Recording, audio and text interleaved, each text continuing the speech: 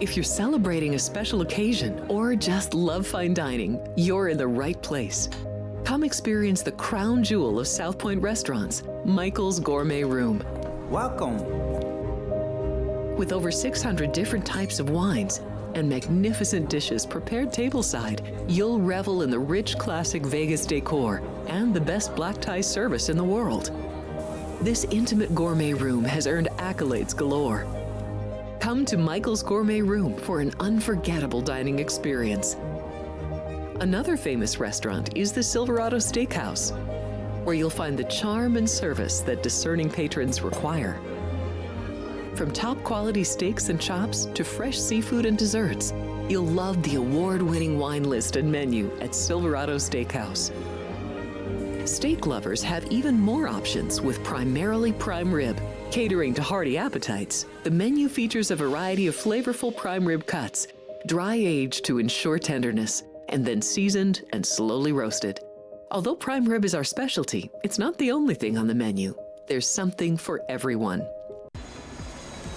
Heading to Las Vegas to catch the action at Allegiant Stadium? Skip the traffic and the sky-high room rates of the Strip. Book your stay at the South Point Hotel, Casino, and Spa. The South Point is located just 7 miles away from the stadium, and it's a quick trip up the freeway, making it an affordable rideshare or taxi ride. And don't worry about getting here when you land in Vegas. We offer a convenient airport shuttle to get your getaway off to a stress-free start. Shuttles are also available on Raider game days for a small fee. So whether you're rooting for your team or seeing your favorite band in concert at Allegiant Stadium, South Point Hotel, Casino, and Spa is your ticket to all the excitement. Are you ready to lock in your bets and cash in on the games this weekend? Get weekly football winners from Alex White, Chris Andrews, and Vinny Malulo.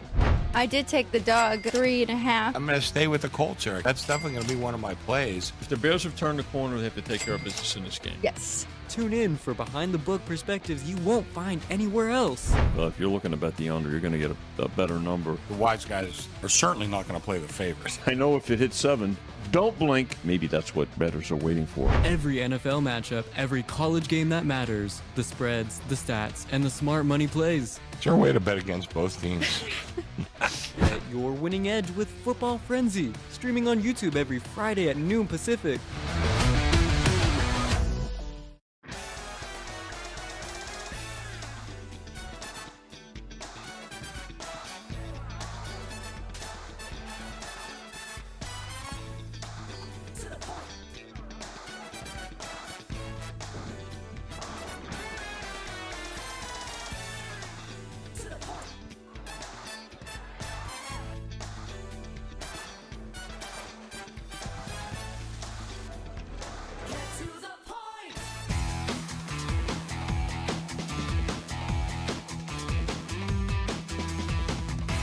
Here we go. Welcome in, everybody. A lot to get to on this Tuesday. Of course, the trade deadline for the NFL. You are watching Sports by the Book. We are live from the South Point Hotel and Casino, live from the beautiful Las Vegas, Nevada. A lot to get to, as I mentioned, though. We are a sports betting show. A lot of action tonight. College basketball underway. A great first night last night, so we're going to keep that going. We've got NHL games on the board. We've got some action. It's back on this Tuesday, so we'll get to all of that, and we'll do a little recap from yesterday's show. I need a bounce back, that's for sure. It was a rough day for me, sports betting-wise, but we'll find some winners today and throughout this week. I'm Alex White alongside Ryan McCormick, and on Tuesdays, as always, we have Matt Neverett. We still have to recap Dodgers winning the World Series back-to-back with Matt Neverett, of course, the son of Tim Neverett, so another ring for him. But I have to start off with Sauce Gardner. The Jets are trading Sauce Gardner to the Indianapolis Colts, you guys, and we do have a screenshot of some trades that have already happened in the NFL, but this is the big one, I'd say, and it definitely sends a message that the Colts are really trying to be Super Bowl contenders here. Yeah, biggest deadline trade so far. 2 firsts. That's a lot for Sauce Gardner. I think it kind of tells you where both teams are at in terms of where they see the season going. For the Jets, it's about building for the future. No surprise there. And for the Colts, maybe they feel that window tightening a bit. They want to make sure that they take advantage of what they've built as of right now. And, defensively, that's where they needed the help. And I think Sauce Gardner is a guy that fits very well in that system, kind of a big, oversized cornerback.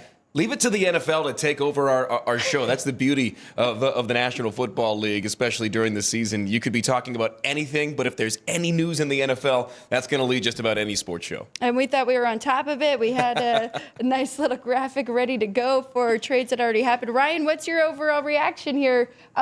Because before the show, when it actually happened, you didn't speak for a whole minute. Yeah, no, my jaw just dropped to the floor as soon as you said the Jets are trading Sauce Gardner to the Colts, and then we found out that it was for 2 firsts. And yeah, it's the Colts maximizing their championship window, fully believing in Daniel Jones to be their quarterback to lead them to the promised land and win the AFC. But the biggest surprise to me about this deal, the Jets just signed Sauce to an extension in July of this year. Just a couple months ago, they signed him to a 4-year extension, which is why they're getting 2 firsts here. So the Colts are sacrificing 2 first-round picks in their next 2 drafts that they're anticipating to be at the end of the first round. So you weren't going to get a huge piece to get you over the hump, but now you're getting one of, if not the best defensive back in the NFL. Yeah, absolutely amazing trade on the Colts' perspective. We'll see how it works out for the Jets. They haven't been able to do anything right the last couple of years. So, yeah, plenty more action to get through today. Deadline's in just under 3 hours. So, yeah, we'll keep you guys updated as it goes. To your point, though, right now, 7-2, the Colts this year, and really their offense has just been humming. So it didn't seem like they really needed to add anything on that side. And then coming off a loss to the Steelers, but it's kind of just that spot in a desperate team, but they felt they needed it on the defensive side. Well, and at least as of now, I'm looking at the updated odds. This game opened, they're in Berlin this weekend. The Colts are against the Falcons. 5.5 right here at South Point. The line is actually going against them, so not really reacting too much to this trade deadline news. It's hard for a cornerback to swoop in his first week and really take over the show. Yeah. But as we'll get to later in the show, I love the Colts in this spot already before that trade. Well, we will go through all of Week 10's lines, side and totals, as we always do on Tuesdays. But it's a good point, Matt, because there were some other trades, and one of them with Jacoby Myers, the Raiders finally trading him as he did request earlier in the season. But they're on Thursday, and that line's kind of going in the opposite direction. It's also a division game against the Broncos, so that makes a lot of sense there. But here is some of the trades so far from October to November. But today's the day, and we were all talking about kind of shocking that it feels early for the NFL. And it kind of is, especially with them adding the extra week to the season. I mean, we were talking off the air, comparing it to when the MLB trade deadline is. I think part of the feeling with baseball is that just because that season is so darn long that you do get so much time after the trade deadline with your new team in theory. But, I mean, Ryan and I were talking about when else would you do it? He suggested after Thanksgiving. I think that's a little bit too late. I don't know if it gives you enough time to make an impact or, really flip the feeling of a team at the late part of the year. I don't know. It's tough. That's why there's people that get paid way more than we do to make those decisions. Yeah, absolutely. I mean, not necessarily after Thanksgiving, maybe the week of Thanksgiving. Yeah. But that kind of, you're then caring about players, and I don't think the NFL does. But, yeah, if we get the deadline, we're at week 10 now. If we give it an extra 2 weeks, going to week 12, teams would have 6 weeks with their new players, and that's the last third of the regular season. Yeah, I was going to say a third of a season. I think that's a pretty good mark. It's maybe a little bit less than baseball by the percentages, but football, different kind of schedule. So I kind of like that. Maybe a week or two later. I'm sure that's going to be something that's visited in the league meetings coming up. There's going to be some rule changes that they've already said, hey, we're going to push these through next year. I'd be interested to see with the extra week how they adjust that in the future. No, I agree with you guys. I think a little bit more time. And with baseball, it's like which teams are really making a push for the playoffs. And then you want those guys in the postseason, right? Not just for the second half of the regular season. So, clearly we know that the Jets, with one win, were going to be sellers. But there's some other teams that are right there on the cusp, but don't really know which way to go yet. A couple And more weeks would how help. about this NFC in general, with how balanced it is at the top? I'll be interested to see when is the actual trade deadline itself, Ryan? When is the cutoff point? 1 p.m. 1 p.m. Pacific. Pacific, yes. Okay, so I'd be interested to see which of those teams that are, like the Bears at 5-3, or teams kind of in that spot, who tries to make that next jump, who thinks that they've got what it takes on their roster right now. I think the trade deadline always very telling as to what these teams feel internally. It's funny because Ryan and Vince came up with a good poll question too, and we're looking through the teams, and they are asking everybody who's watching and hanging out with us for the next hour, which team, right, Ryan, is a piece away? Yeah, which team is a piece away? We went with the Bucks, the Bills, the Rams, and the Chargers. The Chargers are kind of a bit of a question since they did lose both of their offensive tackles, Rashawn Slater and Joe Alt, for the remainder of this season. So they will need to add in order to make the run. But in terms of the Rams getting depth and the Bills getting pieces, making sure they stay healthy, and then the same thing for the Bucks. So yeah, let us know which of those teams you think is best fit to get one piece and be a Super Bowl contender. And if there's someone else that are your favorite team, maybe let us know what you think that they should do. And we'll give you a shout out. Also, I got to stick up for my guys Ryan and Vince here. You said they actually came up with a good poll question today. Are you saying they don't normally come up with good poll questions? They're some of the best, Alex. I got to stick up for my guys back there. Every day they come up with great ones. I meant actually pertains to the trade deadline that where we started. So that was on me. I'm sorry. Bad word choice there. But we were talking about the Rams. Let's stick with that division because the Cardinals got a big win yesterday that they really needed. Stopped their 5-game losing streak, and Jacoby Brissett was awesome. I almost think they have a question now of who they stick with, even though they are saying Kyler Murray is their starting quarterback. Does that game last night say more about the Arizona Cardinals or the Dallas Cowboys and how bad in the spot that they are in right now That's this year? a really, really tough conundrum for anybody to decide. Because I think with the Cardinals, you're seeing what Kyler Murray isn't. And that is your stable in the pocket quarterback that's going to take the open looks, take the checkdowns, make the safe plays against a defense that he should do it against, like Dallas. And I think we've seen with Jerry Jones making some pretty reactive trades around the deadline and before that game last night. They know exactly how they feel inside that locker room in Jerry World, and it is not good. No. The Cardinals, I think, are a little bit better of a team than a lot of people suspect. I think that the Cowboys are just as bad as a lot of people think they are. But how about that NFC West? I would say outside of the NFC North, probably the best, most balanced division in football. I agree. And Jeff Fogel, actually, myself and Chris Andrews talk about him a lot in his newsletter that goes out. He just had one go out about how competitive that division is and how good they are against the spread. So it's something that we love here with the sports betting show. But yeah, all four of them been very competitive, and that's going to come down to the end there between them. The only thing I will say about one of the NFC West teams that I'm down on, not that hard to say that I'm a little bit down on the 49ers, but you look at the point differential of the two teams ahead of them in the division. You got the Seahawks and the Rams both at 6-2.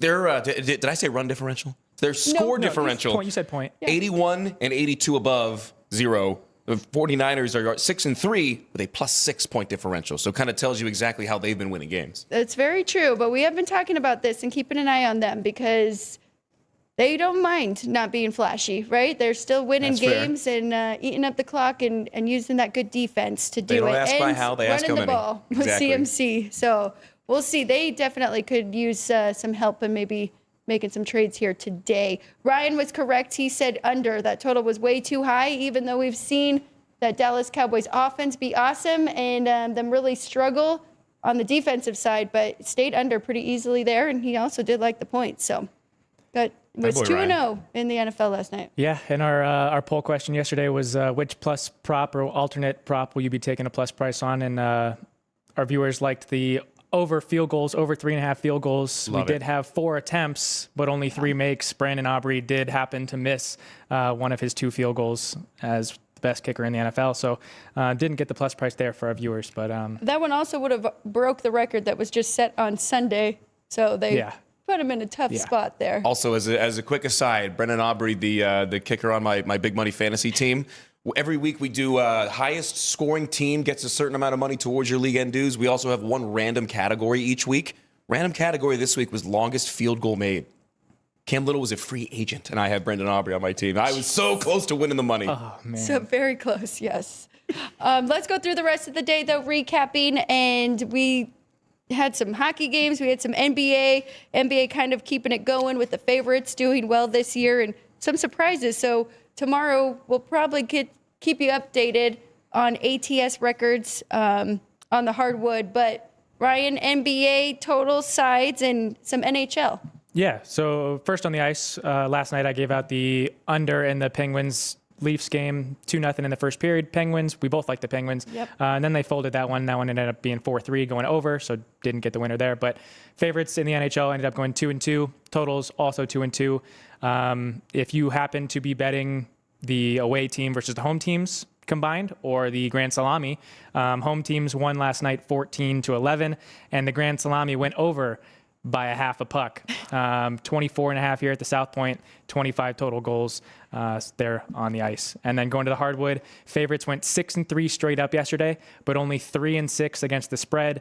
Totals went 4-5, 5 unders there. And then we did have some pretty entertaining college basketball, 2 games of which were here in Las Vegas. Which Matt was actually at, right? Where Yeah. Arizona gets a big upset over the defending champions in the Florida Gators. And it was Gators until halftime, and then really the Wildcats second half. That was a really cool environment at T-Mobile, the Hall of Fame tip-off series. That was really cool. I also was excited not only to see Bryce James, but Oliver Ryu for Florida, the world's tallest teenager, who didn't get into the game, but he is, by God, is he intriguing if he's able to, stay in shape and really build himself up. But that one was I would say, surprising result for a lot of people. Florida, the champions, the hottest team in basketball at the end of last year, but Arizona loaded up, and I love Koa Pete. Jaden Bradley, the senior point guard, kind of led the way, but Koa Pete was the dominant force down low in his first game with the Bearcats. That's going to be a name to keep an eye out for. Also, a stat that I think I kind of got both of you guys with. You watched that game. It was a very physical, very dominant, very high-scoring game. Yeah. Arizona made 2 3-pointers. And they did not, I think they attempted 5 or 6. I was engineering the radio broadcast for Arizona, doing a favor for a friend. And every time it was like, gets down low, hands to Pete, slams it home. It was just a lot of back and forth and physical play down low. And then the nightcap between BYU and Villanova was a very entertaining game, very low scoring game. I was on Villanova plus the 9.5 because I wasn't working it. And BYU 71-66 win. Nova covered that number. It went under. AJ DeBansta, he's the real deal. They were all over him, and he put up 21-6 in his first collegiate game. So very exciting game. Great atmosphere as well. They just about sold out T-Mobile Arena for those games. So overall thoughts on BYU? Can they actually make a run? They're here? physical. I think so. They're big. They're physical. Any game they play out west, they're going to have a home court advantage. I mean, it might as well have been a home game for BYU here in Vegas last night. I think that if DeBansta can stay healthy, I think if they can keep him within himself too, they're going to be very good. Because there was times he was playing a little bit out of control. You would expect that from a highly hyped freshman in his first ever game. And he'll be gone. He'll be the first pick in the NBA draft next year, if not a top 2 or 3 guy. So he's got a very tight window. He's taking the money. Let's hope he doesn't run for BYU fans because I think they've got a chance to be very, very good. But shout out to Villanova for keeping it close. They were never out of this game. Free throws at the end got it to what the final was. But Villanova held that very physical, very big, very fast BYU team to just 71 points. Yeah, something to watch, especially because that is a tough conference. Absolutely. As well for Villanova, but if they can compete in that one. We're going to get to a couple college basketball games that we like tonight, kind of just preview, pick and choose which ones. Ryan, any thoughts or notes from you from last night's college basketball slate or the 2 Vegas games? Well, I did have to pick one of the extra board games yesterday between High Point and Furman. Yeah, baby. High Point ran Furman out of the building. I was on the wrong side there. I've been enamored with High Point the last couple of years, kind of faded the fact that their head coach left and went to Creighton, but they did promote one of their assistants to head coach. So they kept the same offense, very high tempo, loves to score. So yeah, they almost put up 100 there. That really the only thing. So just keep an eye out for High Point, lower level school going this year. I'll say too on mine that was a loser because I went with the under in the Houston game, and then I got a note from Kenny White today that's like, just remember early on, coaches will allow their guys to kind of play more and aren't so defensive minded.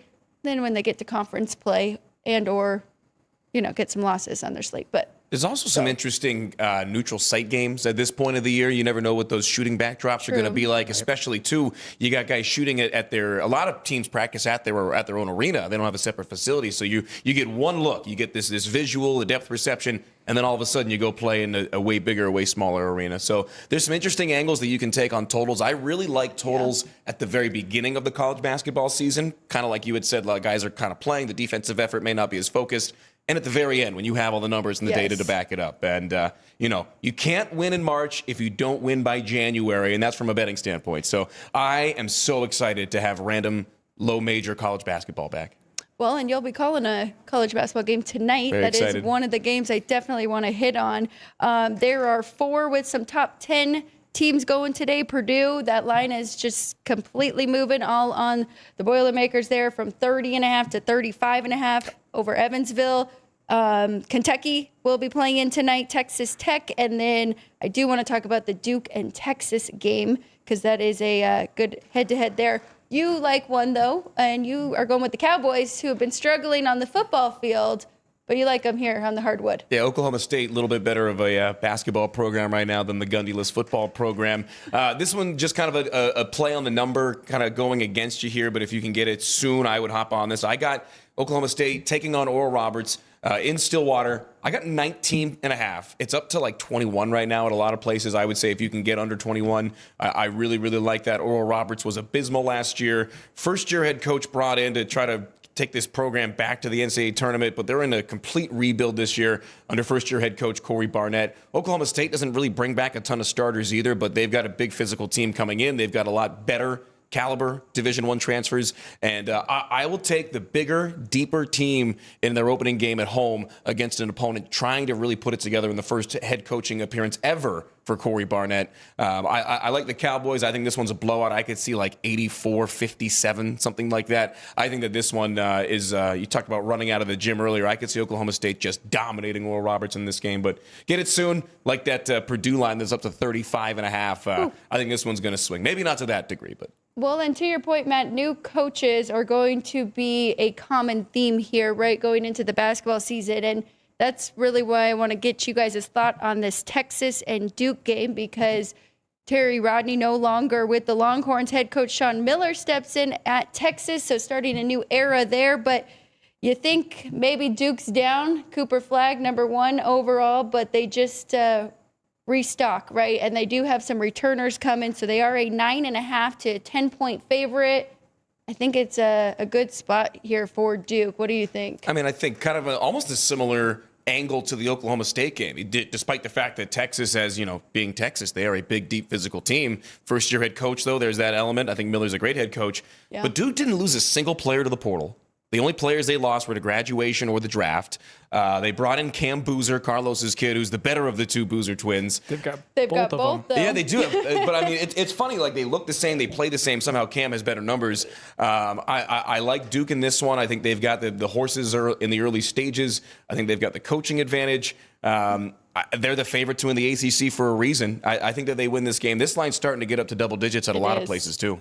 Yeah, I think I'm going to jump in there. And first half is 5.5. Ooh, I like that. I'm seeing for Duke to be up there, but that's pretty amazing. I didn't realize they lost none to the transfer portal, which it says a lot about their program and what they are doing there. But I like the fact that they have Caleb Foster, Isaiah Evans, and their center all coming back. So we'll see. We'll see. I mean, Texas might come out with their hair on fire just knowing that they are playing number 6 ranked right now in Duke. That game also in Charlotte, which if you're not really familiar with the geography in North Carolina, it's not super close to Raleigh. It's like a 2.5, 3-hour drive, but it will be a pseudo home game. There are Dookie fans everywhere in that region, especially in Charlotte. It's either that or South Carolina if you live in Charlotte. So I think that they'll take Duke. Another reason why I definitely do like Duke here in this spot, because it is more of a home game for them. Last one I do want to touch on is UNLV, their first game here, and it starts the Josh Pastner era here for the Runnin' Rebels, a big favorite. Now, you'll have to kind of fill us in because their exhibition game, they were missing a couple starters. How many are coming back, and do they need them to cover this number? Now, I know that Pastor's more of a defensive-minded guy, right? He In the got on one of past. his players. In the past, he's been for a not defensive playing guy. defense. Okay. So he was known at Memphis not only for kind of carrying on the legacy that John Calipari started and then left for Kentucky. So they were a big team. They were, one of the best teams in mid-major basketball of all time. When he took over, he was, almost like Mike Tomlin inheriting the roster for the Steelers. It was kind of similar there. And then at Georgia Tech, he had to run kind of a slow it down zone defensive system. Also helps when you got Jose Alvarado, who's one of the most fierce defenders in the history of college basketball. But he has said, Josh Pastner has said this year, he wants to get UNLV back to the running Rebels. He wants to be fast. He wants to be up and down the floor. They got to get back to some of those, teams in the late 70s and the early 90s, late 80s as far as the tempo. So he went out and got some dogs after 2 years on TV. I made the joke at his introductory presser. We know he's a smart head coach because he got out of the media and back into coaching. But they've got some former five-star guys. They got a guy in Nos Cunningham who's going to play off the bench, who was a former number one recruit in his class and redshirted last year at Alabama.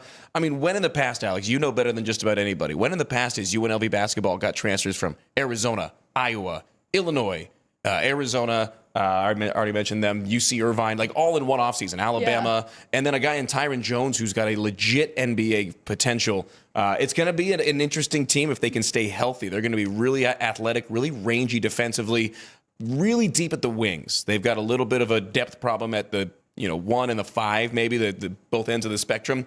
But in the middle of that, the 2-3-4 positionless basketball, and we'll see a lot of switching and a lot of length at every spot, 2, 3, and 4. I'm excited. A lot of similarities and parallels from them and the football program, and that is one of them, right? Kind of bringing in these former high recruits that didn't really work out at other schools, and now all coming together. So we'll see how it works out here.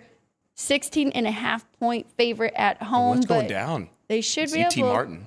UT Martin. You had an interesting fact about UT Martin, though, where it comes to international players, right? They're a tough team to scout, especially in the opening game of a year where you don't have the data even of one game stat-wise. Their coach, Jeremy Shulman, in his second year, has had the most international players on a D1 roster in each of his 2 seasons. He said that his coaching staff and him, they didn't go to an AAU game this summer. They didn't go to a JUCO game all last year. They want to recruit high school, international, and transfer portal at D1, and that is it. They kind of made their mark saying, hey, we don't have the resources to go out and poach guys, so let's go out and get some international guys that may be a little bit underheralded.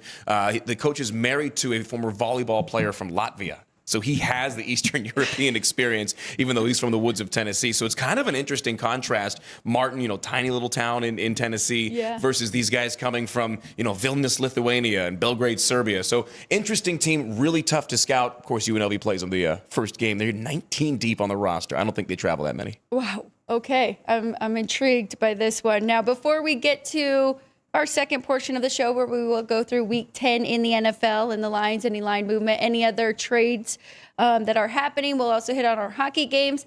And then myself and Chris Andrew will have our top 10.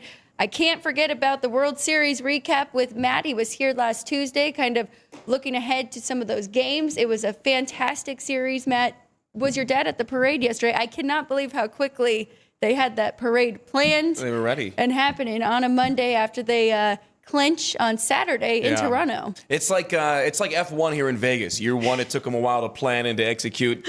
And in years 2 and 3, it's just kind of like, oh, we got to do this again. All right, we've got the infrastructure in place. Let's just have a parade. And they sold out Dodger Stadium for when they did the parade and then went to the stadium and did all their speeches. They sold out Dodger Stadium to go watch these guys talk. It was crazy. So my dad was not there only because he'll be here tonight doing the radio call for UNLV UT Martin while I'm on TV. So kind of another cool father-son broadcast like we did last weekend when UNLV lost on the gridiron to New Mexico, but we won't talk about that one. But no, I was watching games 6 and 7 in their entirety with my dad. And I was saying before we went on the air, you guys know him. He's he's a very, very measured guy. He's fun, but he's definitely like a here most of the time. He was celebrating. He was celebrating for sure. At one point, he turned to me and said, "This is number 4, baby." And that's him and Mookie have the same rings. That's one of my favorite facts. Oh, because with the 4 Red rings Sox. in 8 years. So tell everybody who does not know and who might be new to watching our show and getting to know you, who is the voice of the Aviators and most of the Rebels teams, but tell them about your dad and with the 4 rings. Yeah, so my dad, Tim Neverett, currently one of the radio guys on the air for the Dodgers, for their play-by-play call. And he had been with the Red Sox. He'd been with the Pirates. He spent a long, long time in Vegas. If you recognize the Neverett last name, it's most likely either from Major League Baseball or his time back in the day, 25 years ago, calling some stuff for UNLV. I make the joke that he called just about every minor league team that came through Vegas back in the 90s and the early 2000s, most notably the Las Vegas Thunder in the IHL, the Silver Bandits of the IBL, where it was him and Reggie Theus broadcasting together. And I remember the basketball was black for that league. Every minor league team that came through Vegas back when that was all that we had, he was involved in. So, yeah, really fortunate to kind of pick up the family trade, so to speak. You wouldn't know anything about that, though, right? No, me or Ryan. Yeah, right? exactly. All of us. All of us following in our dad's footsteps. I love it. So congrats to him. 4th ring. All the same rings as Mookie Betts. That's pretty awesome. He had to work just a little bit harder than Mookie, as we know. Most definitely. But the Dodgers find a way. I'm sure we'll have the lines up to who will be the World Series champion next year. And I have no doubt that the Dodgers will be the favorite once again. Got to be number one. They're only paying Ohtani $2 million again. Well, and they got 7 more years. Get used to it. just rubbing it in. But Wait till 2027. That's not even a real year, Ryan. We got to get to 26 first. Come on. right.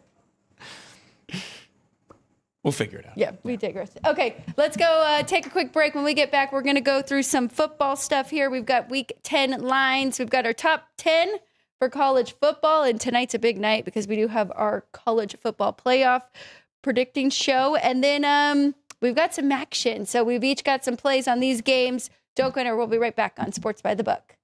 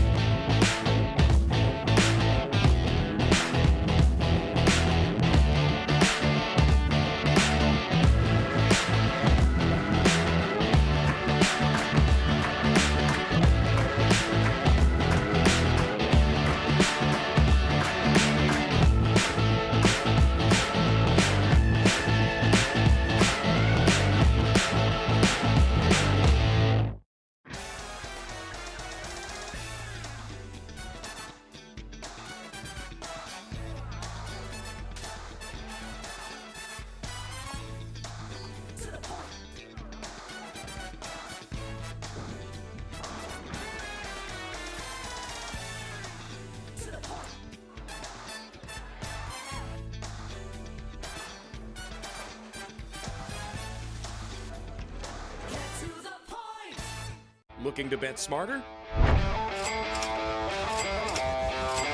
Get sports betting insight and winning picks straight from the South Point Hotel and Casino. I think we're going to get goals from both sides here. Give me over 5.5. That is also one of my favorite plays of the weekend is the Colts -3 on the road. So you're getting plus 130 here. I mean, how can you go against Tusky? Exactly. Join Sports by the Book Monday through Friday at 10 a.m. Pacific and bet your winning edge.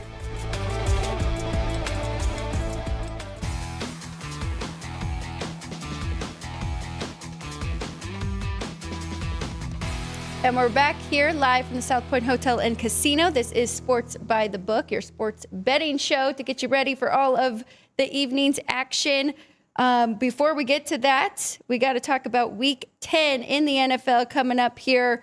We've got some really good games. So totals just opened up today. We're going to go through those and any line movement so far. I've got an AFC West matchup to kick us off on Thursday night. Denver laying 8.5 at home against the Las Vegas Raiders. Now, of course, Jacoby Myers no longer with the Raiders, but Brock Bowers did return this past Sunday, and him and Geno Smith had a good connection against the Jags.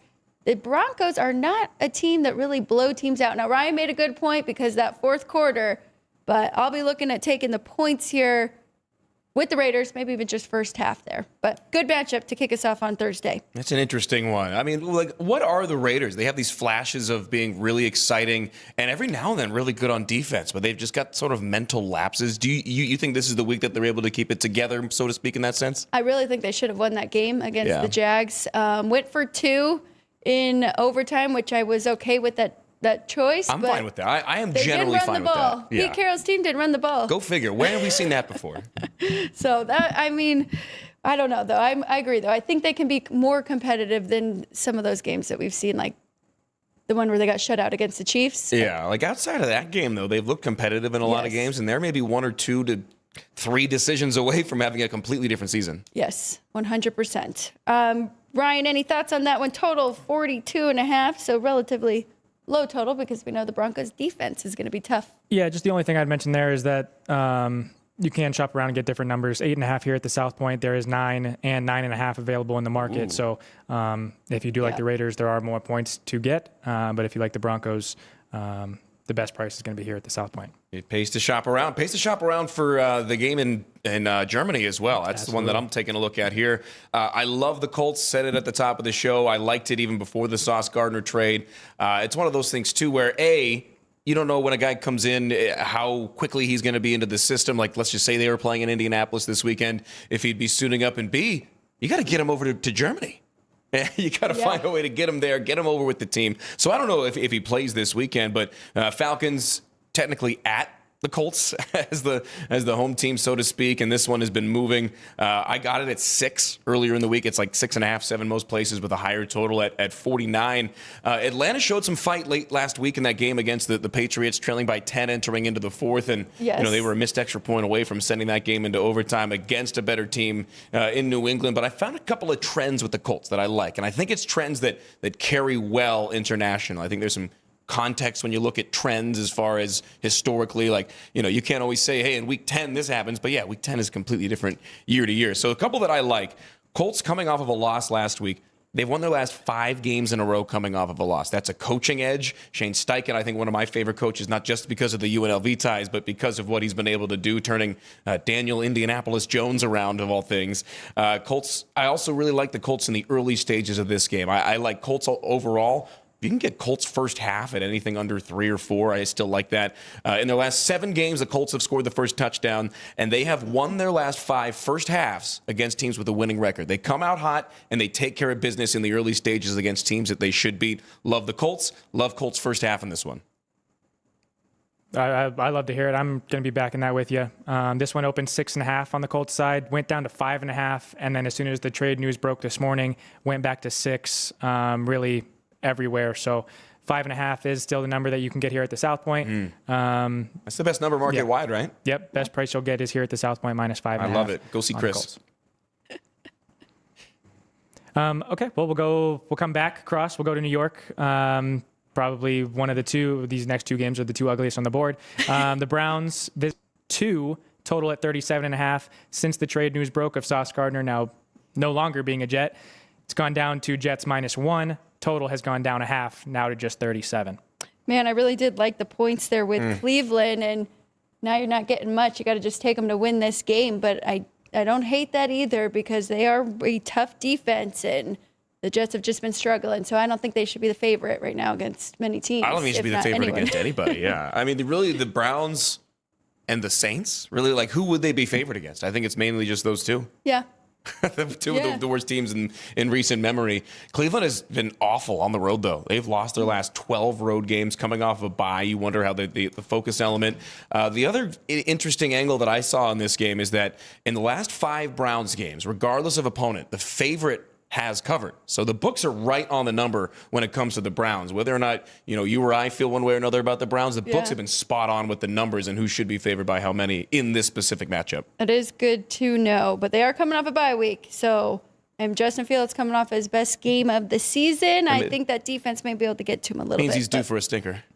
Let's go to the Saints, as you were talking about. It was a little rough for Tyler Shuck going up against a tough Rams defense. They lost that one 34-10. Now they go to take on the Carolina Panthers, who just upset the Packers. Feels like a good spot to take the Saints. The big question is 5.5 enough points there? A total at 40, which I think is just right for a matchup between these 2. I think so. And I mean, the Saints just got to be gutted by the fact that they traded their all-star, all-world wide receiver Rashid Shaheed to the Seahawks, who's going to mainly play special teams, but I digress. Seahawks, by the way, the most beat-up wide receiver room in the NFL. That's going to continue throughout this week, but I can't back the Saints. For a team that's not trying to win, I don't know if they can cover this one against a Panthers team. Like, I made the joke coming onto the air. They look downright proficient over the last couple of weeks, especially that big upset one last week. So it's Panthers or nothing. I would get it early in the week because I'm sure that's a line that's going to balloon towards the weekend. So, I mean, I know it's a low total at 40, but it might be a look to the under here because the Panthers have been doing this by their run game. Yeah. I mean, Bryce Young's been okay, but really it's been their run game and their defense. So Rico Dowdle, a.k.a. Hingle McCringleberry with the celebration, yeah. I know Ryan saw that one. Yeah, I gotcha. The two-pump penalty. 2-pump max. Yeah, still got the flag. who's taking the next one out of you two? I'll go with it as the AFC East guy. Right. I think it has the potential to be the biggest blowout of the week. It's the biggest line on the board right now, so that's not anything too crazy to think. The 6-2 Bills at the 2-7 Dolphins. How does Mike McDaniel still have a job? I mean, they fired the GM as a scapegoat. Yeah, he doesn't have much of a roster to work with, but he's hitched his wagon to Tua Tagovailoa. And it has not worked out to this point, and they did not look competitive at all last week against the Ravens. I think that the Dolphins are going to continue to tail slide, and I think the Bills with a lot to play for, especially after a game last week against the Chiefs that was, competitive start to finish. I think that they put pedal to the floor right from the opening kickoff. I think this is a boat race, and I think that this line is going to get to double digits. I wouldn't be surprised to see this get to 11. A little bit of a mini bye playing on Thursday for the Dolphins. You could give them that. And they did play the Bills competitive in that first matchup on Thursday night. But I don't know. I got to dive into that more if it is worth taking that 9.5. Hard to lay the big number in a divisional game. It is, yes. Well, this next one's an AFC South matchup. Currently off the board here at the South Point, but in the market, total is 38, and the Texans are the home favorite just by about a point elsewhere in the market. Funny because the Jags beat the Raiders in kind of a come from behind, heartbreak loss for Vegas, if you will. And Houston had one of those against the Broncos where they really had that game. So this will be an interesting one to handicap as well. Yeah, these divisional games are always interesting. We got to wait and see what the status of C.J. Stroud is. Yep. I mean, nothing has changed. The more things change, the more they stay the same for him after, being chased around in the backfield in the early part of his career. Nothing has changed. He is still getting hit just as much, and the Texans are suffering as a team because of it.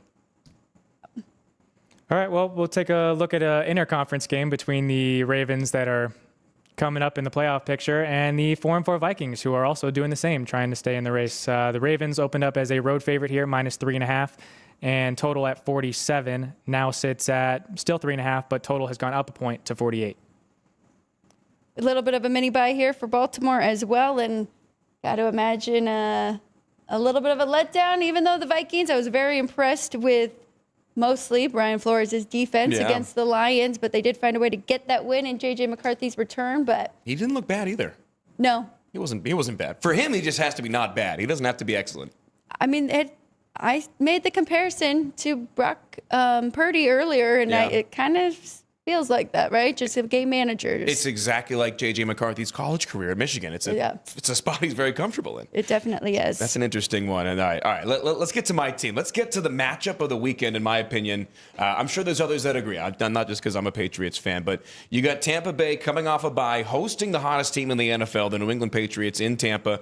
You got 6-2 Bucks versus 7-2 Patriots. This one opened Tampa Bay at 2.5, total of 48. Believe it or not, I like the Patriots to cover that number.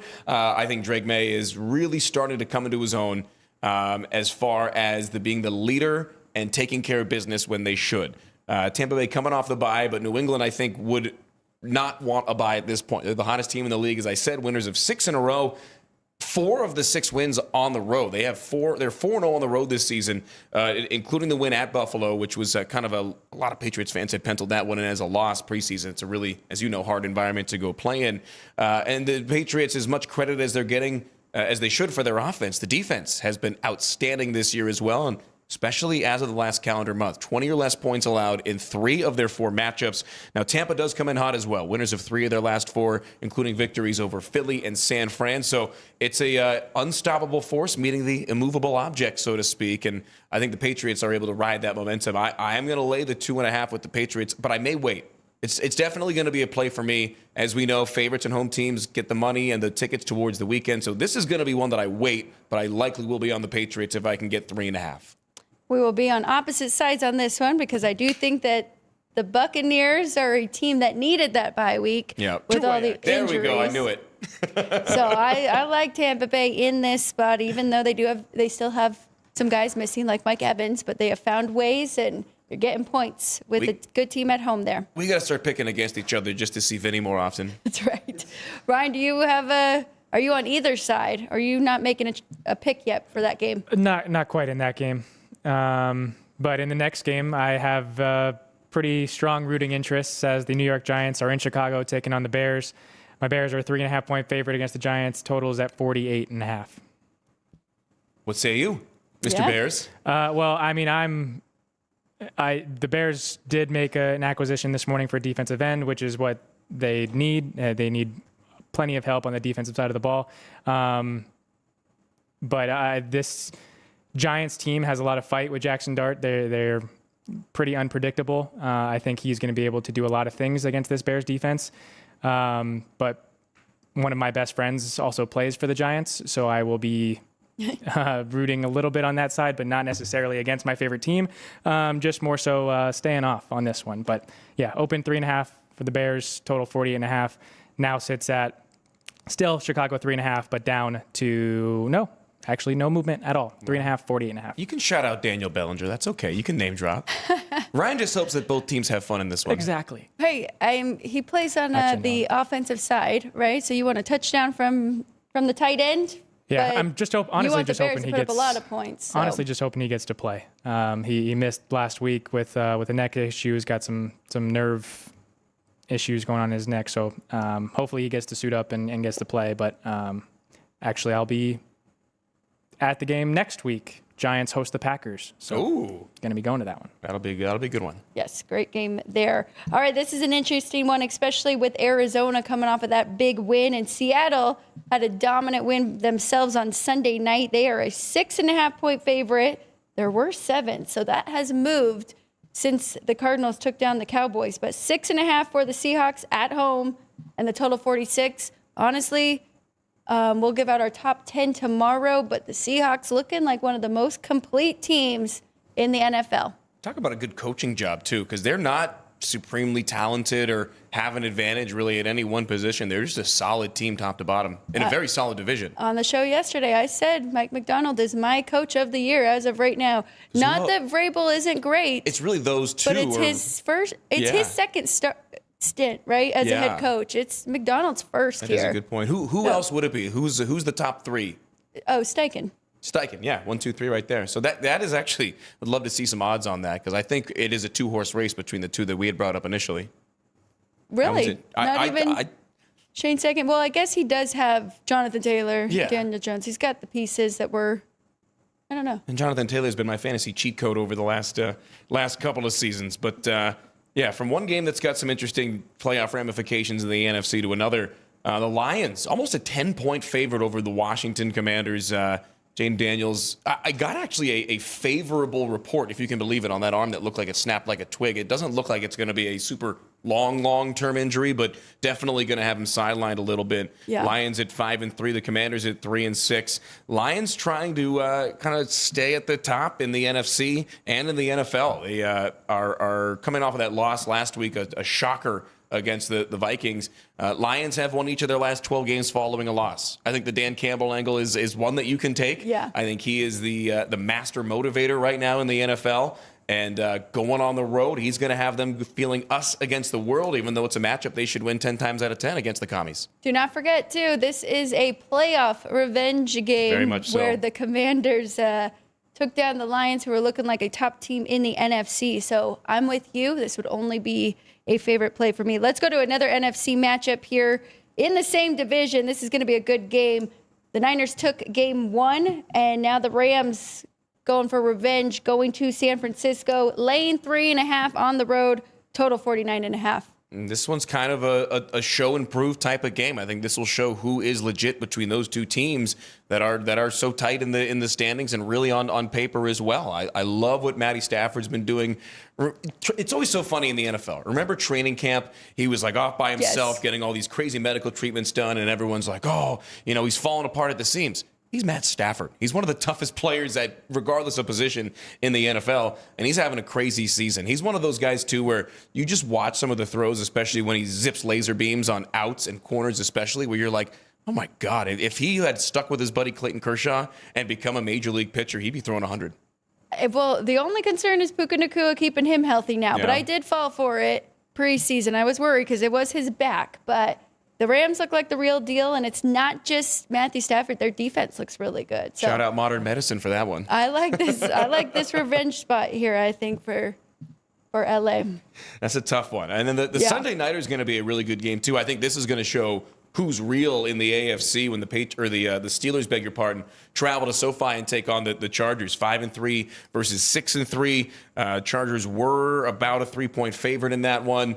Staying right there on 3. I think that line is right there. I think this is a number. If we're talking about numbers that are likely to move versus not, I think this is one that's going to stay right on that key number. I don't know if there's going to be a lot of money swinging this one way or another. I'm seeing some 2.5s, and I could see that 3 get taken because we have some data now. When Joe Alt has not played, the Chargers were a mess. Interesting. And Justin Herbert pressured more than anyone. So I think I might be a grab at the 3 there for the Steelers. Break out your crystal ball, Alex That's White. right. Where does this one close? 2.5. 2.5. Okay. I would say 2.5, yeah. And you like the other side?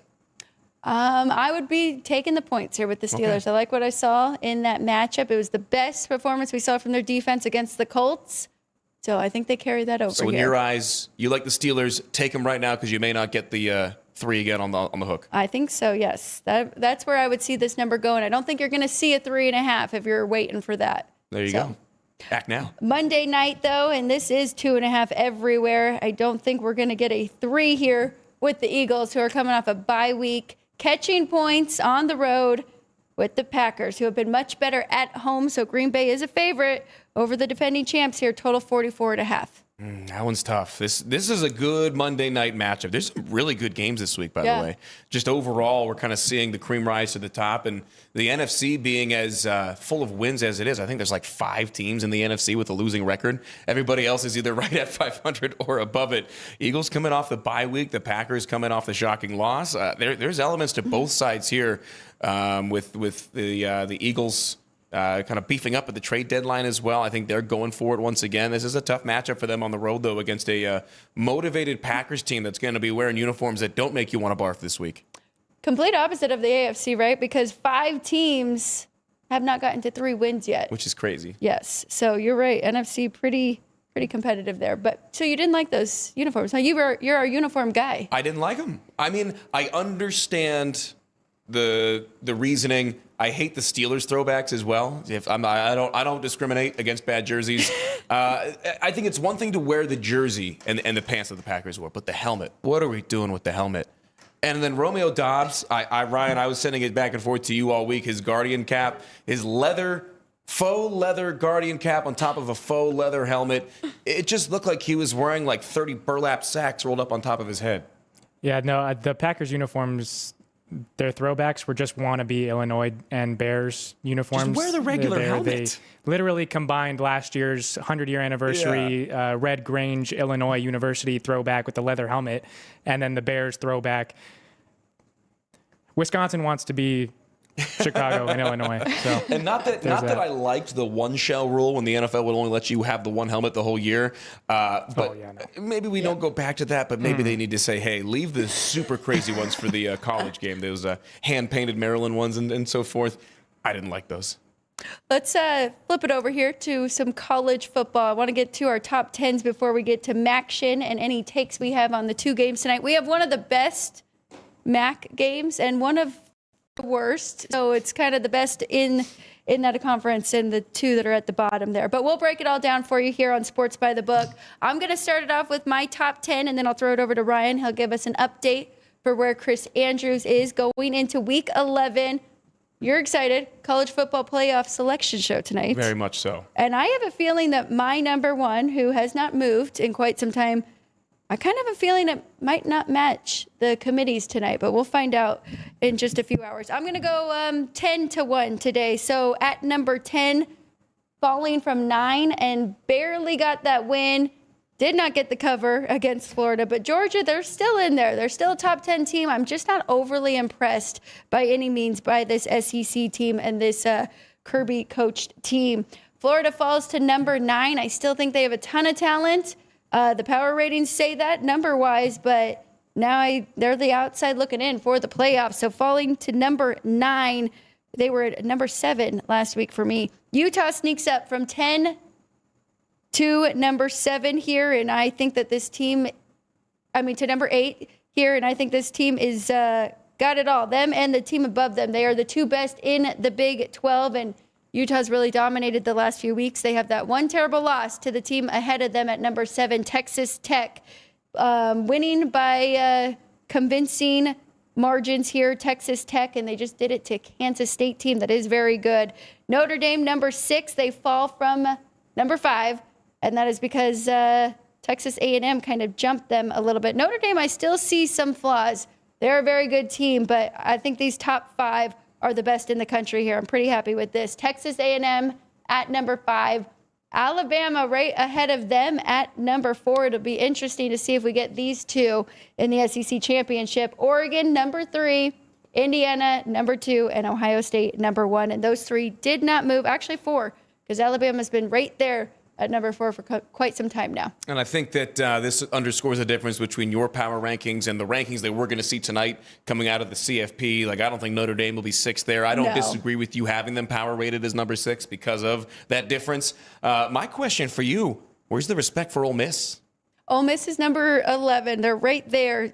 I've got Ole Miss and USC and then Vandy. So all of them right there, 11, 12, 13. But you're right, Ole Miss, one loss. So they will be a lot higher than some of my teams here. And I think that they've got a chance to really sneak into, I think, maybe even the top 5 this week when the CFP rankings come out. I could see that. The one I'm excited to see as high as it is Utah. I was all over them this week at home against Cincinnati, and that paid off with that dominating performance. I'm interested to see where Chrissy ranks them. Oh, I was nervous because lane 10, but it was pretty easy. Easy, no sweat bet right there. You take them when you can get them. Yeah.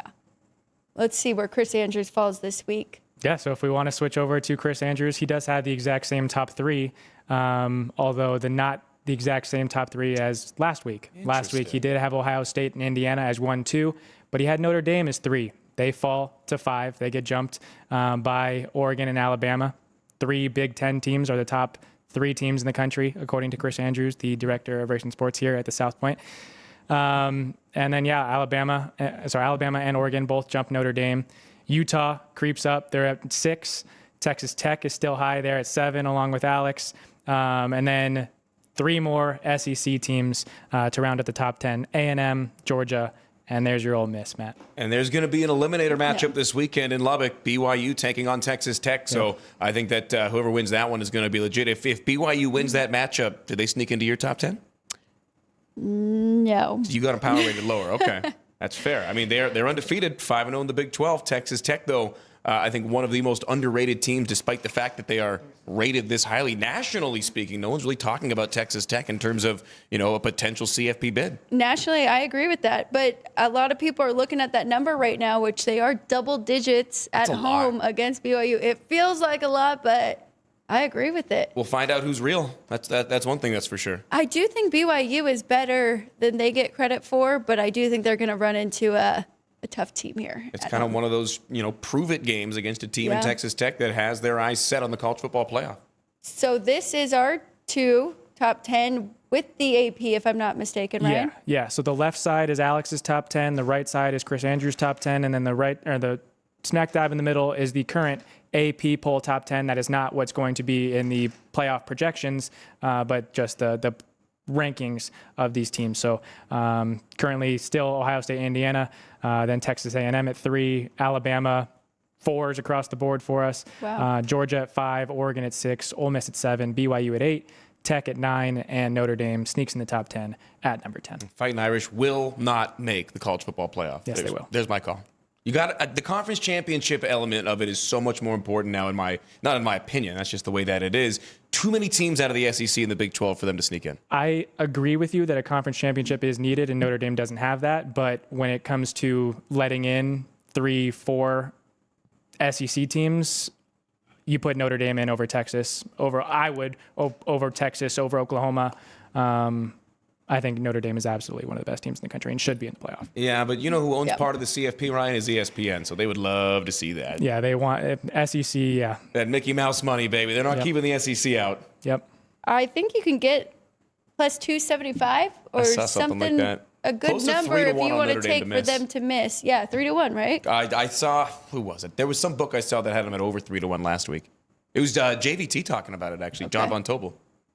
I'm with Ryan. I think they're getting in. And I do think as long as they don't lose another game, Two-way action. I'm okay with it. They lost 2 games by 4 points total. So Two-way action. There we go, Vinny. all right, let's get into some action here. We've got 2 games, and then we will take a quick break before we dive into hockey and then give out our plays for the day. But we got to start off with the best game of the 2, Miami, Ohio, and Ohio. This is a revenge game from the MAC championship last year where Ohio won in convincing fashion, 38-3. Does that sound right? Mm-hmm. Forgot to write the final score down there. But they did dominate. Now, Miami, Ohio won in the regular season, so we know that they have the ability to beat this team. I like the points here with Miami, Ohio. Now, these are 2 of the best teams. I think Miami, Ohio is better defense. Yeah. 2 of the best quarterbacks, DeQuan Finn for Miami, Ohio. And then, of course, on the other side for Ohio, his name is slipping my mind. Parker Navarro. I got it. Parker Navarro. There we go. 67% best in the MAC for his passing completion, 11-7 ratio. Haven't got to see DeQuan Finn all year, but since they won 5 in a row. Yeah, and you got to see them in person. I saw DeQuan Finn actually get injured against UNLV. That was when the Rebels came back from 3 separate 14-point deficits in his absence. Goes to show a 7th-year senior in DeQuan Finn, the active leader in total yards in all of FBS. Now, Ohio's got a top 20 rushing offense. Miami, Ohio's got one of the best defenses of any group of 5 team. Ohio comes in winners of 2 in a row. But Miami, Ohio started 0-3. They've won 5 in a row. They're hot. They've got revenge on the mind. And if you can get 4, I like it. It's actually dropping. It was 3.5 earlier, so it's down to 2.5. So if you're going to get on the Red Hawks, get it now. It's funny, you got this game, and then you got a barn burner between UMass and Akron. But I actually like Miami, Ohio.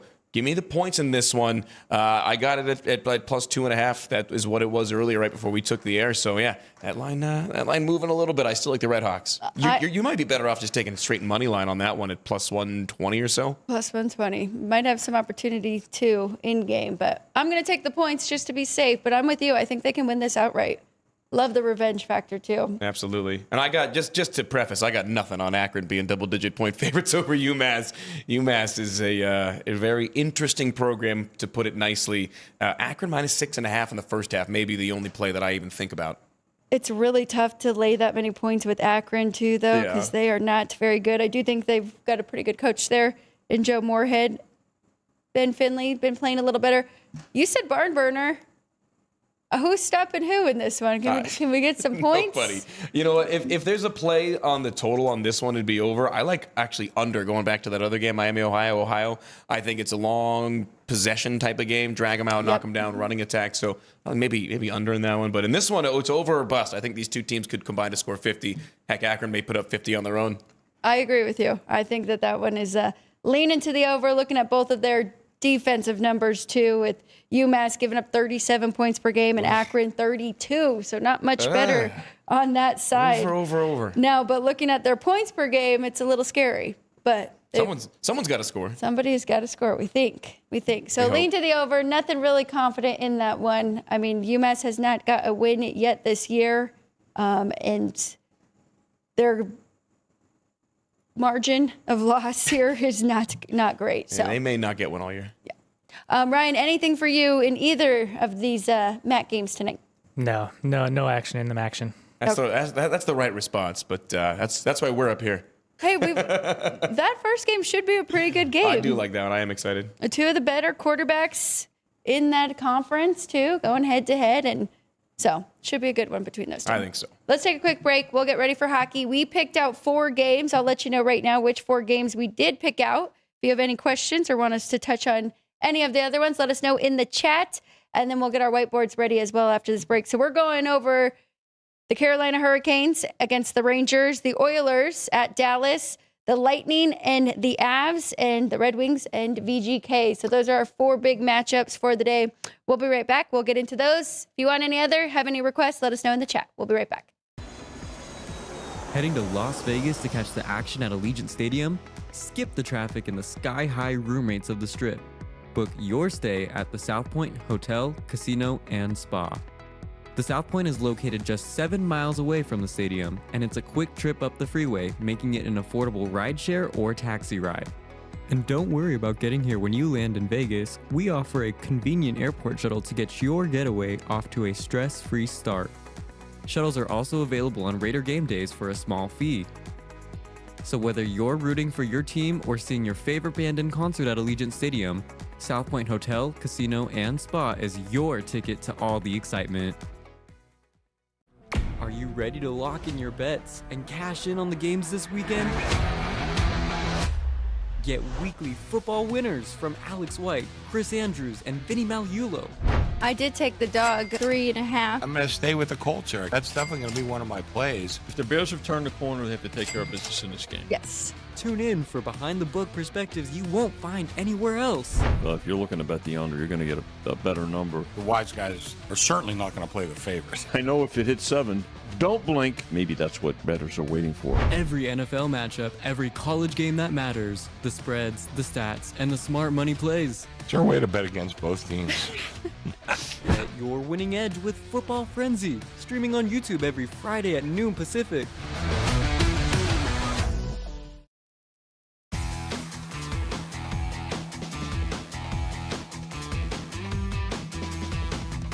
Welcome back, everybody. Before we go to the ice, I did see one request in the chat for one of the college basketball games, so I do want to hit on that quickly. And then if you have any requests for us in the NHL, we'll get to those as well. But, Matt, I do have Kenny White's numbers here, so I can compare it to the line. Any thoughts? Oregon, Hawaii, Oregon hosting? Nothing specifically on this one yet. This one at 7:30 tonight on the Big Ten Network. Oregon, is it still at 12.5 at the book? I'm seeing 12. 12, so money coming in on the Rainbow Warriors. It's tough with Hawaii as transient as they are year to year, and Oregon. You know what is Dana? Or I was going to say Dana Allman. What is Oregon right now? These opening night games, so to speak, are so tough unless you've got a certain angle or one team has a ton of returning starters. And to my credit, Hawaii doesn't join the Mountain West in basketball till next year, so I don't need to know a ton about them yet. Very excited to make a couple of trips out there. For both football and hoops next year for UNLV. The money coming in on Hawaii is interesting. Well, you said you felt like that number was a little low at 12. And I felt like it was a little low, especially for a team in Hawaii where they got to travel everywhere. But that's probably one of their, if not the shortest trips that they make all year. So they've got good presence in the Pacific Northwest as well. And I'll get to it later when we talk about NHL. But it's so tough to bet teams like the Golden Knights, like Hawaii, and like the Raiders in Vegas here specifically because you've got some inflated numbers because of the hometown element here on the Ninth Island. So a lot of money coming in on Hawaii week to week. I think at some books in different states, you may see a bigger number on Oregon. This one may be just bet on Hawaii and hope for the best and kind of see where the chips fall and then go from there, kind of take stock of what both of these teams are after tonight. According to my dad's power ratings here, he's with you. Oregon should be closer to a 16-point favorite. That's about where I saw it. So he would like the favorite in this one between and that's a pretty big discrepancy by his numbers, right? About a 4-point difference. That is, yeah. So especially early on, you want about 4, and then as it gets tighter, we'll go 2.5 on the sides. So that's interesting. Is that the biggest discrepancy on the board tonight as far as actual spread versus Kenny's? I'll have to. Oh, here's one where we could like a dog. That's an interesting angle for sure. He likes Texas. We're going against him with Duke there. He made it 5.5. So that is a big difference there. It's the same. It's a 4-point difference there on that one. But other than that Oregon one definitely is. That is interesting. So by Kenny's numbers, he loves the Rainbow Warriors. One more favorite, moved down to 6.5. East Carolina, he's got them 9 at home. They're playing Georgia State, right? Georgia Southern. Georgia Southern. And you don't have a problem going against Georgia Southern because no problem. You have a game for us on Thursday. Yes, I do on the gridiron. That's my alma right. mater, App State. Deeper than hate. Great rivalry name. Oh, yeah. I'm going to keep looking through these, see if we have any more differences there. But let's move to the ice because we've got four matchups that we wanted to look at. Ryan's going to take it away there for me for sides, totals, and if you like anything. Sure. So we've got 11 total NHL games on the board for you today, but we'll dive into these four, starting with the Hurricanes on the road in Madison Square Garden, taking on the Rangers. Total is at 6 here at the South Point. Heavy juice to the under, -125. The Canes are a slight road favorite, -115. We know that the Rangers have had struggles scoring here in Madison Square Garden to start the season. What say you guys? Matt, I'll let you go first because I believe you liked something in this matchup or had a lean. Yeah, I like under, if anything. You got to check the goaltenders. That's really the only thing. But the Rangers in 5-on-5 action have been the single best defensive team this year in the league. The Hurricanes, I don't know if they're going to be able to, they've rattled off a bunch of wins after a slow start. But I think that this could be a team in the Rangers that stop them as they're having a big-time comeback year after missing the playoffs last year. I think that defensive element takes over. I could see like 3-2 being as high as this one gets. I like definitely unders for the Rangers.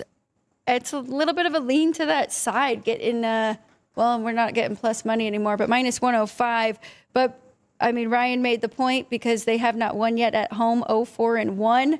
So far to start the season, but the Canes have lost 3 of their last 4. They've lost 4 of their last 6. They are not playing their best hockey either. So don't hate the under at all, especially if Shesterkin is playing and Anderson on the other side. But I lean to the home team here. So Ryan? what I'm seeing in net is it will be Igor Shesterkin for the Rangers, but it will be the season debut for Peter Koshnikov for the Hurricanes. So, yikes. Like you guys were saying, could be a good, not necessarily -105 at the pick'em, but I wonder if there is any plus money out there anymore. It doesn't look like it. Rangers. No, like that tells me, without that element, I like the under. Tough to bet that with the guy making his debut. We can go to the Westgate, even money there for the Rangers still. There we go. All right. Well, we before we get to this next one, we did want our viewers' thoughts with our NHL poll today. Which game will have over 6 goals? So offensive explosion, over 6 goals in tonight's game between this next one that we'll talk about, between the Oilers and the Stars, the Lightning and the Avalanche, the Panthers and the Ducks, or here in Vegas, the Red Wings taking on the Golden Knights. So go ahead and vote there over which game will go over 6. But we'll go to the first one on the board, or of the 4. Oilers on the road in Dallas. Should be Stuart Skinner, likely starter, but confirmed that it'll be Casey DeSmith for the Stars. Edmonton +105 on the road. Stars -125. Totals at 6 with juice to the over. Curious if people do vote for this one because the Stars are 7-1 to the under in their last 8. I could see that. By the way, Mammoth Sabres, that's my bet for most goals on the board tonight. But this is a very interesting matchup against two teams that have a lot of familiarity against each other. And it's a series that has been absolutely dominated by Edmonton. They've won 7 of the last 10 against these two overall.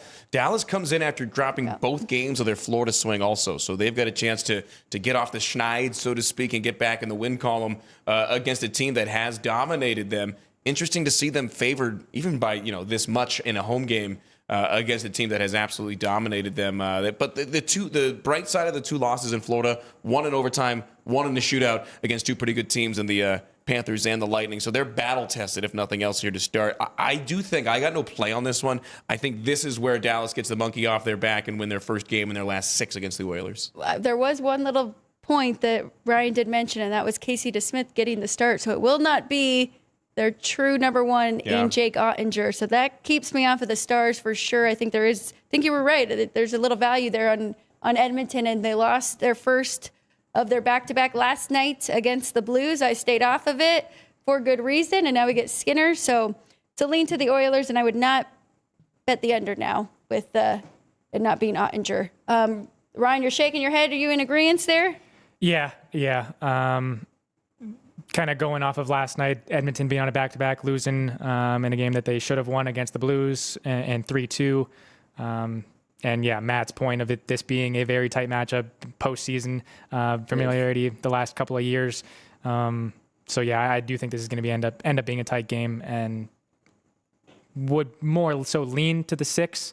and getting a chance to push there. But going against these offenses is a tough thing to do as well. So, and the backup goalie in Casey DeSmith. So, but we'll go up to Colorado, the other team at the top of the West Conference, taking on a team favored to win the Eastern Conference right now. The Tampa Bay Lightning are road dogs, plus 125 here at the South Point, minus 145 on the buyback for the Avalanche. Said that wrong, but anyway, total is 6 We know what you with mean. juice to the over, minus 120. This is an interesting one against two of the best teams in the league. And this is a matchup just looking historically last year that the Lightning won. They swept, dominated the Avs in both games last year. 5-2 and 8-2 were the scores. So this is a high-scoring matchup traditionally. The Lightning, as you had said, the Eastern Conference favorite, and they're coming in hot. They dropped six of their first 7 and only earned 4 points over that stretch. But then they've won 5 straight, couple overtime wins, including the one against the Golden Knights. And the Avs coming off a disappointing loss, and they're kind of trending downward after a really hot start. They are just 2-1-4 overall in their last 7 games. So you got one team going up, one team going down. This one nationally televised on TNT at 6:30 tonight. I think that this one has a chance for a lot of goals as well. It's over or nothing for me in this game. I definitely agree with that. I think that this is an overplay here between these two. But I've been backing the Avs a lot, especially at home. So it would only be a Colorado play for me. It looks like we do have both starting goalies with Vasilevsky and then Mackenzie Blackwood on the other side. So it's going to be a good game. I'll be watching. And Ryan, he said it's nationally televised. Yeah, well, you will get if you are happening to watch this one, you will get to listen to Eddie O on the call, color commentating the game. So, friend of the show, you got to get his picks last week. So yeah, he very much was looking forward to this matchup between these two teams.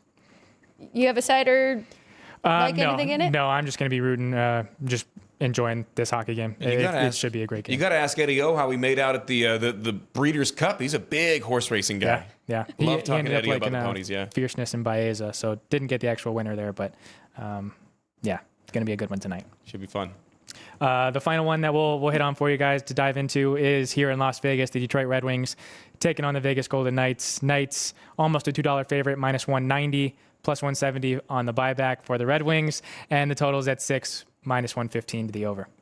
I think that price is just a little too high for Vegas right now without Aiden Hill. So Second biggest favorite on the board tonight. I got to stay off of this one. I don't know if I like the Red Wings enough, even though, I mean, they have a good record. They're 4-1 in their last 5, so they're playing good. But And I'll go on my weekly diatribe about betting the Golden Knights here in Vegas. It is just so tough because you're always going to get that inflated number. I love telling the story about my buddy Jake Hornegay, used to run the West Book, saying that as a guy with Golden Knights season tickets, he was rooting against them every single night so the book could have a good result. Books had a bad weekend overall, I would say, but they got some of it back last night. I'm sure there was a lot of money coming in on Hawaii Pacific and New Orleans on the hardwood. yeah, Both of those big-time upsets.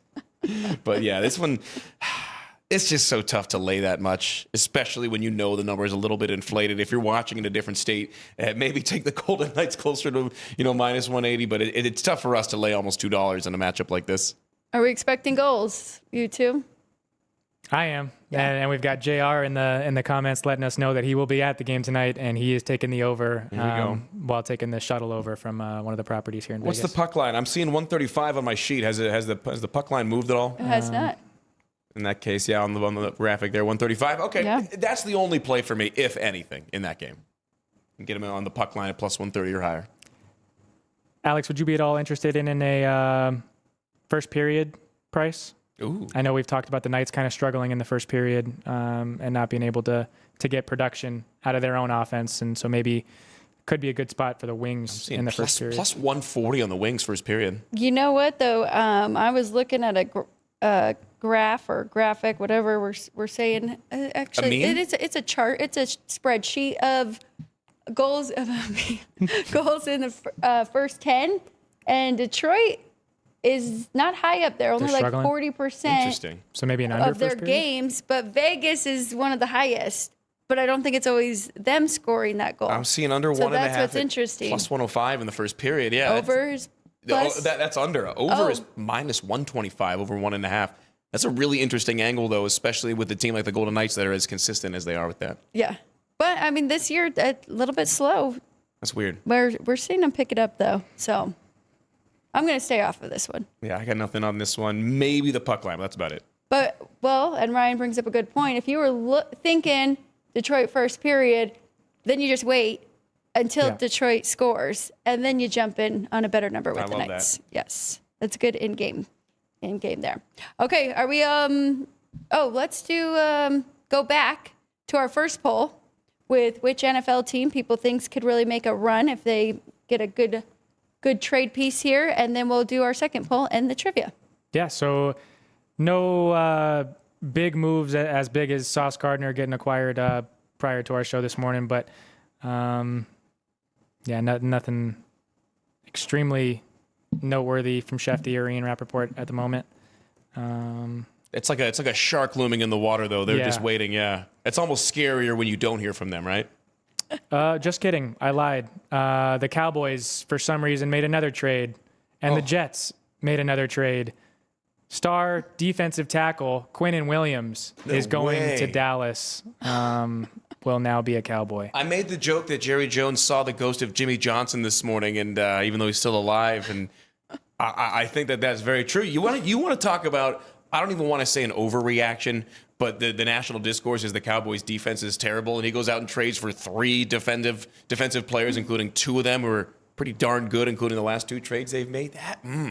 What was the return? Is the return out there yet? The return hasn't been stated yet. Is he worth another first? Yeah, what was his contract situation that has to come into play, right? I just remember when he got drafted, when Quinnen Williams got drafted, he was getting interviewed and he sneezed and he blessed himself. Yeah. That's my legacy for Quinnen Williams. He sneezed and said, "Bless you," to himself. We could all be so lucky. He signed a 4-year extension in 23. Okay. So that means he's got 2 years 2 left. more. So, team control. That's good for the Cowboys. Only one way to find out. Yeah. All right. Well, getting back on track, going with our polls today. So the team that we slotted you guys for with the Buccaneers, Bills, Rams, Chargers, which of those 4 will be a true Super Bowl contender if they make an acquisition today? 41% of you say that the Bills are just one trade away from winning the AFC, finally winning the AFC and getting to the Super Bowl. And then 35%, so just behind the Bills, believe that the Rams are just one move away from getting back to have a chance to host the Lombardi. I'm more on the Rams than the Bills as far as this specific criteria. Yeah. Because for the Bills to finally win the AFC, it's not as much about them as it is about the Chiefs, which is funny. It looked like they figured some things out on Sunday against but that's the in the Chiefs. regular season. I know. We've seen that storyline play out how many times now? Yeah. 3 or 4. At least, yeah. So. And then for our second poll, we went that NHL, which game will have an offensive explosion, going over the total of 6. Oilers Stars, Lightning Avalanche, Panthers Ducks, and Red Wings Knights. 38% of you say that the over 6 will happen in the Panthers Ducks game, and 25% believe, or equal 25 to the Oilers Stars, and here in Vegas between the Red Wings and Knights. So chat going with the over in the Florida Anaheim game. And then if we want to go to ticker trivia presented by City Light Shine, it was a baseball question for you guys today. The Arizona Diamondbacks won the first championship for the state of Arizona on this date back in 2001, November 4th. And they did so winning the World Series against the Yankees in Game 7, winning in which all games of that series were won by the home team. So the question was, what are the only 2 other seasons in MLB history in which the home team won every game of the World Series? Certainly wasn't this year. No, it was not. But going similar to the 2001 World Series, the 1987 World Series and 1991 World Series are the only 2 other seasons in Major League Baseball history in which the home team won every single home game of that World Series. The 87 World Series, the Twins beat the Cardinals in Game 7, and in 1991, the Twins beat the Braves in Game 7. So the 2 times the Minnesota Twins are World Series champions, the home team won every game of that Just World don't Series. ask them to play on the road, Yeah. Home field advantage there in those 3. So that's interesting. Just 3 times. I wonder how many times it's been Road, sweet road. Yep. The opposite, hey. Yeah. I guess we'll never know. We might. It might pop up because Ryan and Vince do such a good job on the trivia and the polls, Matt, every single day. So it might pop up Every here. day, that's right. Every day. All right, let's get to our picks for the day, and we'll send you guys on your way. And then we'll be back tomorrow, 10 a.m., as always, Sports by the Book. Don't forget Fridays. It is Football Frenzy for 2 hours here on the Sports by the Book YouTube channel. So going to our whiteboard plays, Matt is ready, so we're going to have him kick it off here. I've got 2. I need to see if I need to add any more. But, Matt, you can take it away. All right, I got a couple tonight and then some for the future because I'm only here on the Tuesdays. Like I mentioned earlier, I'm going to go with Oklahoma State, bigger, deeper team against Oral Roberts under a first-year head coach. First game as a head coach. Give me Oklahoma State at home in Stillwater tonight on the hardwood. You can also appreciate my little illustrations there because I'm going with multiple sports. The only football action I've got tonight, Miami, Ohio on the money line. If it's under 3, you may as well just take the money line with the Red Hawks going for their 6th straight win and a revenge spot. I got to go with my Mountaineers, my alma mater, App State, taking on their biggest rival in Georgia Southern. 6-point favorite. That's a line that's going to move. I promise you. It's every year when those two play, it is on a Thursday. They moved up from the SoCon and D1AA together to the Sun Belt in FBS. They are some of the fiercest rivals in the Group of 5 level. So give me the Mountaineers on Black Thursday in Boone. And then for the weekend, the only 2 plays that I am, if once those lines pop up in my South Point app, I will be betting them. Colts first half, Lions first half. They both dominate coming off of losses, and they both dominate against teams under 500. I think those two teams really take over from start to finish and really dominate in the early stages.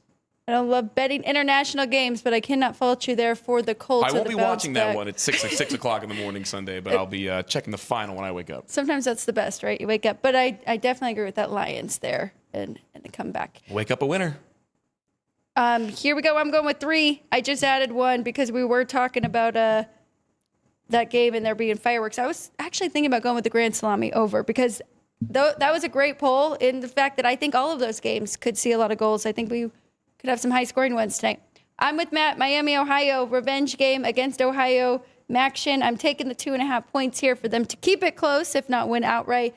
I'm going with the Oilers on the road. It is a back-to-back, but they do have Skinner in net.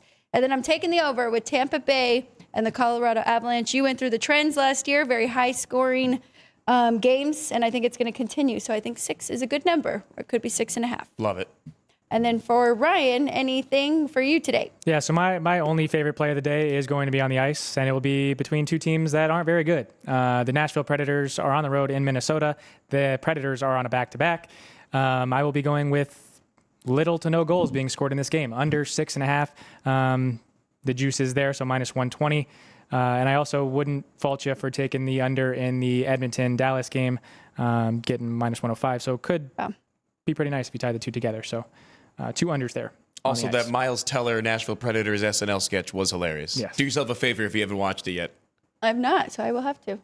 But yeah, Nashville, they scored their goals for the week yesterday. Yeah. They got it all out of their system, yeah. So I hope you get that under Love it. there. And you liked a different over with Utah.